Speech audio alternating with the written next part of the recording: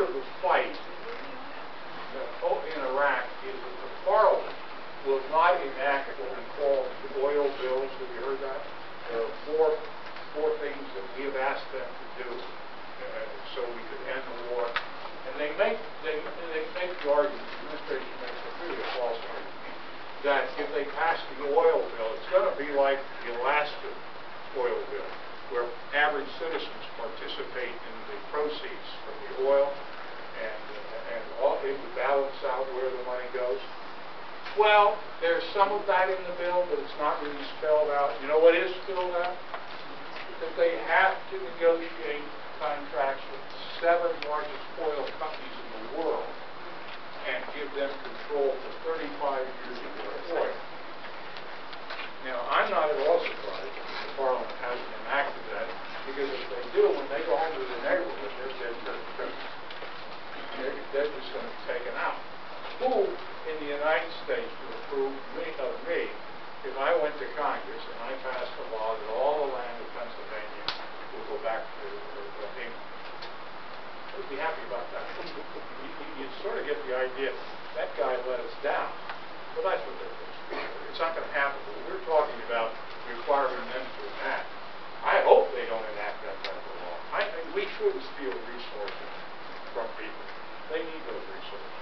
On the other hand, let us not waste any more of our resources and our manpower to fight their war. Let them work it out. However they work it out, that's up to them. Anyway, those are some of the issues I want to get to. Now, finally, what the meeting's all about. Try and not have speeches made if you can.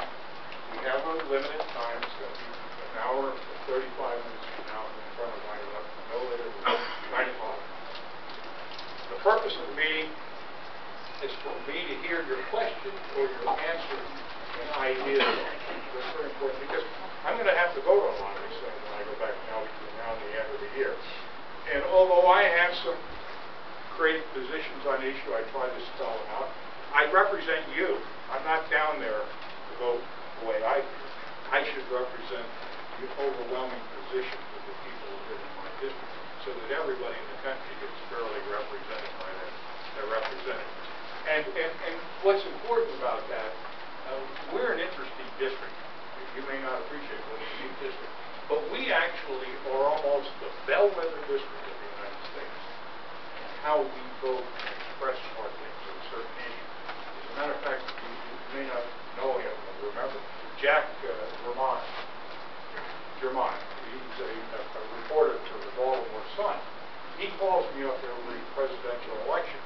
And when he first called me up maybe 20 years ago, I was rather surprised, because I like the guy. He's one of my favorite reporters. I said, why in the world, how do you pick me out of 435 congressmen? I said, well, you don't realize it, but in the last 7 presidential elections, your district has come in within 1 percentage point of all the votes cast for the various candidates for president. It's absolutely unique. But he says, I only want to know what's going to happen in the 11th district of Pennsylvania, which is one of the bellwether districts of the United States.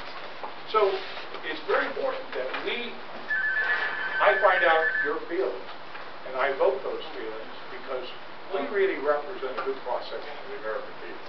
You may not feel like a good cross-section of the American people, but by God, you are, statistically. And that's very important, and it's important that I am able to express that in Washington, so people get an idea of where we're coming from. With that, let me throw it open to questions. Yes. Congressman Greg Reagan, Legislative Director, Voice of the People USA, and we're the ones that come home in the alien, anti-alien rally. This is a letter we gave to your office July 27th. There's no way for a reply. And this is on the issue of the illegal immigrant. Invasion of our borders. It's Yeah. a national security issue. Yeah. And we're the ones that can hold the rallies. We've held 5 rallies so far. And there's a lot of interest from the people. They want federal action.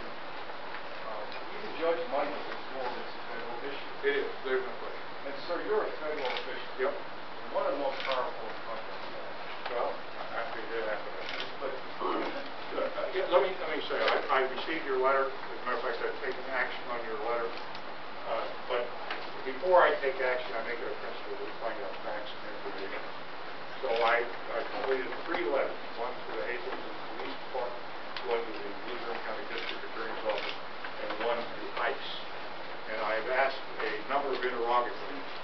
determine what happened. And I've received back a full detailed response from ICE, and that's the immigration customs enforcement.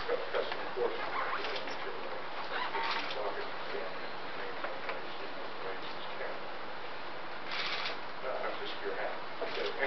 No. But I'm going to call the district attorney's office this week before the mayor of Washington and the mayor's office in Hazel to get a response. Once I get that response, I will have it thoroughly investigated, and we may have a full congressional investigation. But quite frankly, what happened down there, even from the superficial information that President Hazel, it was really tragic. And now, I've got to be very careful, because there are some people who would like to make a political issue out of that. And I hope that we can not make a political issue. It's not a partisan issue, sir. Right. And now, I do want to say one thing. I know that you've all called on the Inspector. You've called me. You probably called some other congressmen. But I know that you must be good students of the Constitution. And you know that Article 1 of the Constitution empowers the Congress to legislate. In 1986, the Congress legislated. I was there. I voted for it. The Immigration Act. Under the Constitution, in Article 2, the laws of the land of the United States, both the Constitution and all the laws of the land, are to be executed by the President of the United States. I tell you categorically, the President has failed to, in his 6 years, this President and some before, to carry out the 1986 immigration.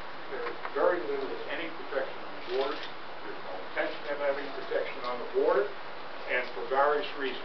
The President, this President, doesn't want to slow down the illegal immigration in this country because it favors cheap labor in the country. And the 1986 Act gives you all the power in the world to stop that border. Now, I don't want to suggest that when you're dealing with a 2,000-pound border, no one could swim across that border. Nobody could do that perfect.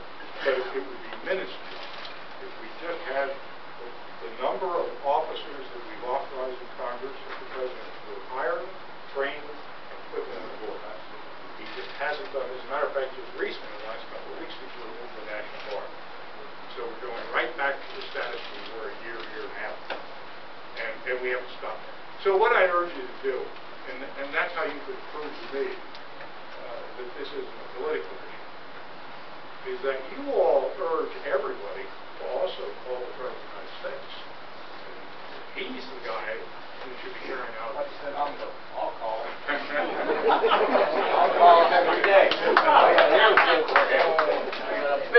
And then what we have to do, I have some strong feelings on it. I did not agree with the Senate bill that was put together that the President administered. I think it's really a weak desire to have an open door, and ultimately we would. In a way, 100 years ago we really had open doors, because 100 years ago, if you wanted to come to the United States and become a citizen, all you had to do was get enough money to get on a freight and come on over to Landell's Island or any other receiving port. And if you didn't have tuberculosis or some other sort of disease, if you weren't a criminal, or if you weren't suffering from some disability, rehabilitation, they would allow you through the process and you'd be on your way to being a citizen.